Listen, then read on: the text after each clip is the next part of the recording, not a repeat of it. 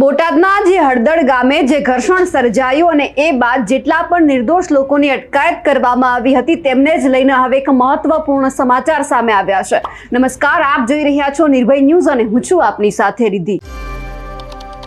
જે 2 દિવસ પહેલા જે હળદળ ગામની અંદર માથાકૂટ સર્જાઈ, પોલીસ અને લોકો વચ્ચે ઘર્ષણ થયું અને એ પછી જે પોલીસ છે જે આજુબાજુ જે એક બાપા સીતારામ ચોક છે ત્યાં જે મહાસભાનું મહાપંચાયતનું આયોજન કરવામાં આવ્યું હતું અને એ બાદ જે પથ્થરમારો થયો પછી આજુબાજુના ઘરના લોકોને જે પોલીસ ઉઠાવી ગઈ હતી એ હવે તમામ બાબતને લઈને આ મહત્વપૂર્ણ સમાચાર છે કે જેટલા નિર્દોષ લોકોની અટકાયત કરવામાં આવી હતી હવે તેમને છોડી દેવામાં આવ્યા છે। આમ જોવા જઈએ લગભગ 85 જેટલા લોકોની સામે ફરિયાદ નોંધવામાં આવી છે અને સામે જ્યારે નિર્દોષ લોકોની અટકાયત કરવામાં આવી છે। હવે જે હળદળ ગામના આ નિર્દોષ લોકો છે તેમને હવે પોલીસે છોડી દીધા છે અને આ સાથે જ જે હળદળ ગામના સરપંચના જે પતિ છે એમની સહિત જે આગેવાનોએ આ નિર્દોષ લોકોને છોડવા માટે પોલીસમાં રજૂઆત કરી હતી તે પોલીસે સાંભળી છે।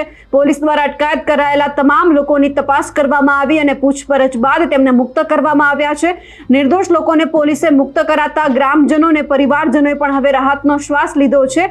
આ સાથે જ જે ગ્રામજનો છે તેમણે પણ જે પોલીસે અન્યાય કર્યો છે તેમનો પણ તેઓએ આભાર માન્યો છે। પરંતુ સવાલ અહીંયા એ થઈ રહ્યો છે કે જેટલા પણ નિર્દોષ લોકોની અત્યારે જે અટકાયત કરવામાં આવી હતી હવે તેમને છોડી દેવામાં આવ્યા છે અને એ બાદ જ્યારે એમને પોલીસ લઈ ગઈ હતી એ બાદ આખી જેમણે મહાપંચાયતમાં જે જોયું છે પોલીસે શું કર્યું છે એમને લઈને જે આ તમામ લોકો ખુલાસો કરી રહ્યા છે તે પણ સાંભળીએ। કે શું નામ તમારું? કિરણ બાવળિયા, કયો ગામ? હમાપર। તમે કાલે હળદર ગામે ગયા હતા? હા, શું કામ ગયા હતા? ત્યાં કણે મીટિંગમાં ગયા હતા। બરોબર। ત્યાં સ્થળ ઉપર અમે હાજરમાં હતા એટલે અમને ત્યાંથી ડિટેન કરવામાં આવ્યા। પછી એમને ત્યાં જે લોકો ભેગા થયા હતા એ કોણ હતા? એ આમ તો ખેડૂતનું સંમેલન હતું પણ જોતા બધું પબ્લિક જોતા એવું લાગ્યું કે આમ આદમી પાર્ટીનું હોય એમ। બરોબર। પછી ત્યાં તોફાન ને એવું ચાલુ થઈ ગયું। પોલીસ વાળાએ ઘણું શાંત પાડવાનું કોશિશ કરી પણ પબ્લિકે વધારે પડતું આક્રોશમાં આવીને એમની ઉપર પથ્થરમારો ને એવું કર્યું। પછી ત્યાંથી બધાને ત્યાં જે લોકો હાજરમાં હતા એ લોકોને ડિટેન કરીને લઈને આવ્યા। એટલે તમને પણ કર્યા હતા? હા, અમને પણ ડિટેન। ગઈકાલના? હા। પછી તમને લાવ્યા બાદ અહીંયા રાત્રે દરમિયાન પોલીસનું તમારી સાથેનું વર્તન કેવું લાગ્યું તમને? સારું વર્તન હતું, બહુ કોઈ ખરાબ વસ્તુ, કોઈ ખરાબ રીતે અમને કોઈ બોલ્યા નથી, માર્યા નથી, ખાવા પીવાની બધી સગવડતા કરી દીધી હતી। તમે એક યુવાન તરીકે આ એક સંમેલનમાં ગયા હતા, હા બરોબર છે, આમ અનુભવ કેવો થયો? બહુ ખરાબ અનુભવ હતો સાહેબ। એટલે આવા રાજકીય જે કઈ તંત્ર રાજકીયમાં હોય ન જવાય પણ કોઈ એવું કઈક સામાજિક કાર્ય હોય તો ખેડૂતનું ને એનું કોઈ વાત હોય તો જવાય પણ કોઈ આવા રાજકીય કાર્યમાં ન જવાય। પણ એવું નથી લાગતું કે આ આખો સ્ટન્ટ હતો એમ આખો હા, રાજકીય? જોતા તો એવું લાગ્યું છે। શું નામ તમારું? જમોડ અનિલભાઈ ભાવસિંગભાઈ, કયો ગામ? હળદર। શું હતું હળદરમાં કાલે?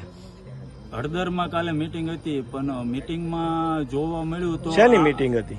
મીટિંગ આમ ખેડૂતની હતી, ખેડૂત મીટિંગ હતી પણ જોવામાં તો એવું લાગ્યું કે ખેડૂતની મીટિંગની જગ્યાએ આપની મીટિંગ થઈ ગઈ હોય એવું લાગ્યું મને। શું બન્યું હતું મીટિંગમાં?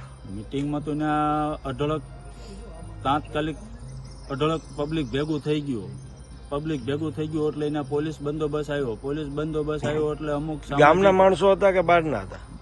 બધા બહારના માણસો હતા, ગામના તો બધા નિર્દોષ હતા। બહારની પબ્લિક અમુક સામાજિક તત્વોએ પોલીસ ઉપર પથ્થરમારો કર્યો અને સાહેબની ગાડી ઊંધી નાખી અને તોફાન કરવાનું ચાલુ કર્યું।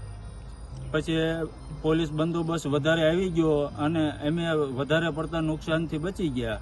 અને તમને પકડવામાં આવ્યા હતા? ક્યારે પકડ્યા હતા? અમને તો પછી પકડવામાં આવ્યા। એનું કારણ છે કે સાહેબને ખ્યાલ નતો કે આ નિર્દોષ છે, કારણ કે એમને એવું હોય કે બહારની પબ્લિક છે એમ સમજીને અમને પકડીને અહીંયા લાવ્યા હતા। પછી અહીંયા સાંજના લાવ્યા હતા। એટલે ગઈકાલના? હા, ગઈકાલે સાંજે 8 વાગે અમને અહીંયા લાવ્યા હતા। પછી અહીંયા લાવ્યા પછી પોલીસનું વર્તન તમારી સાથે કેવું રહ્યું? અમારી સાથે સરસ મજાનું વર્તન કર્યું છે। અમને કોઈ જાતની અગવડતા કરવામાં આવી નથી કે કોઈ જાતની અમારી સાથે મારપીટ કરવામાં આવી નથી। એટલે તમને આમ ઇન્કવાયરી માટે એટલે કે પૂછપરછ માટે લાવેલા એવું ખરું? હા, પૂછપરછ માટે લાવ્યા હતા। અમારી પૂછપરછ કરી અને અત્યારે અમારી પૂછપરછ કર્યા પછી અમારી પાસેથી બાંહેધરી પત્રક લખાવી અને સાઇન કરી અને અમને છોડી મૂક્યા છે। ઓકે। નામ તમારું? સોમાભાઈ જમોડ। તમારો પરિચય? એ હળદર ગામના સરપંચના પતિ। ગઈકાલે જે ઘટના ઘટી હતી એમાં તમારા ગામના કેટલાય લોકોની પોલીસે અટકાયત કરી હતી. હા. શું કહેશો મામલે? અટકાયત કરી હતી તો પોલીસની કામગીરી બહુ સારી છે. આજે તપાસ કરીને તે નિર્દોષ લોકોને મુક્ત કરી દીધા છે. કેટલાક લોકો આવા નિર્દોષ લોકોની અટકાયત કરીએ છે અંદાજે? અંદાજિત 50-60 લોકોની અટકાયત કરીએ છીએ. એ દરમિયાન અટકાયત કર્યા દરમિયાન આમ પોલીસની કેવી કામગીરી લાગી, શું કહેશો? નહીં, પોલીસની કામગીરી બહુ સારી લાગી. મારા ગામમાં નુકસાન વધારે પડતું થતું પોલીસવાળાએ અટકાવ્યું છે.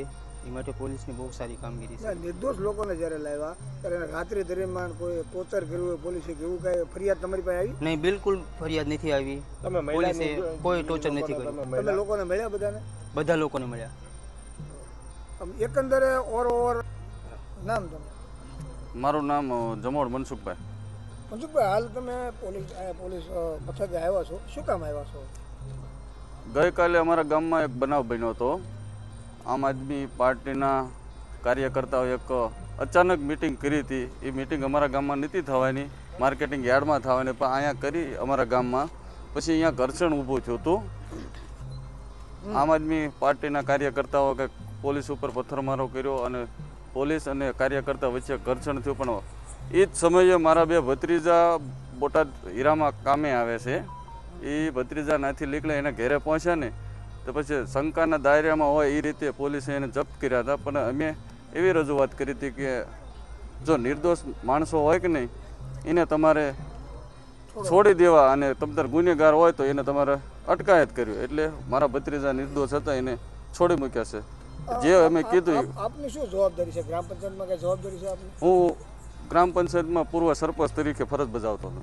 જે ઘટના આખી બની છે એને આ જે ઘટના બની હા. એમાં ઘણા બધા આવા તમારા ભત્રીજા સહિત કેટલાક લોકો આવા નિર્દોષ છે અને પોલીસે છોડ્યા? આશરે લગભગ 60 થી 65 લોકોને છોડ્યા. પછી ભત્રીજા તમને મળી ગયા ત્યારબાદ આમ પોલીસ દ્વારા કોઈ ટોર્ચર કર્યું હોય કે એવી કોઈ ફરિયાદ કરી? ના ના, એને મેં મારપીટ એને કરી પૂછ્યું હતું પણ બે એવું કીધું કે ના ના, અહીંયા આવ્યા પછી અમને કોઈ ટોર્ચર કર્યો નથી. હોય? કેવી લાગી આમ એકંદરે કામગીરી પોલીસ? પોલીસની કામગીરી સારી લાગી. હવે જે હળદળ ગામની અંદર જેટલા પણ નિર્દોષ લોકો છે તેમને જે અટકાયત કરવામાં આવી હતી તેમને છોડી દેવામાં આવ્યા છે. અને જે લોકો કહી રહ્યા છે કે ક્યાંય એમને એવું નહોતું લાગતું કે ખેડૂતો ભેગા થયા છે, એમને એવું લાગતું હતું કે આમ આદમી પાર્ટીના લોકો ભેગા થયા છે. ખેર હવે જે અત્યારે જેમનો પરિવાર રાહ જોઈ રહ્યો હતો, હવે તમામ લોકો જેમના પરિવાર પાસે આવી ગયા છે. અમારા અહેવાલને લઈને આપનું શું માનવું છે કમેન્ટ કરીને ચોક્કસથી જણાવજો. સાથે જ અમારી નિર્ભય ન્યૂઝ ચેનલને લાઇક, શેર અને સબસ્ક્રાઇબ કરવાનું ભૂલશો નહીં. નમસ્કાર.